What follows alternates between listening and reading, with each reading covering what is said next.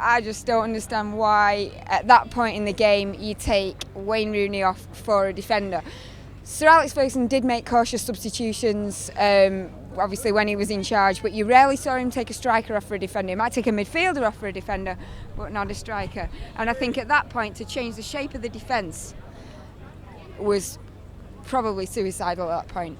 But the telling point for me was, after that, there was 8 minutes, and we've probably created one chance. And even when the 5 minutes went up on the board, there was very little belief in that crowd, and that's what's worrying me at the moment, is the lack of belief within the stadium, that we've still got the same spirit. We're still behind David Moyes, don't get me wrong, that's not what I'm saying, but we are going to have to change and try and find something to get that spirit back, because that's what's worrying me at the moment. The spirit's down amongst the fans, even though we're still behind him, the spirit's down amongst the fans, and that's what we've got to change.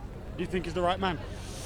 I hope so. I really want him to do well. I like him. I like his philosophy. I like what he says when he comes on the TV. But I think he's got to almost. I think he's finding it hard to shrug off the Everton mentality, because that was the Everton mentality. They would have took Rooney off for Chris Smalling. That's what he would have done and sat there.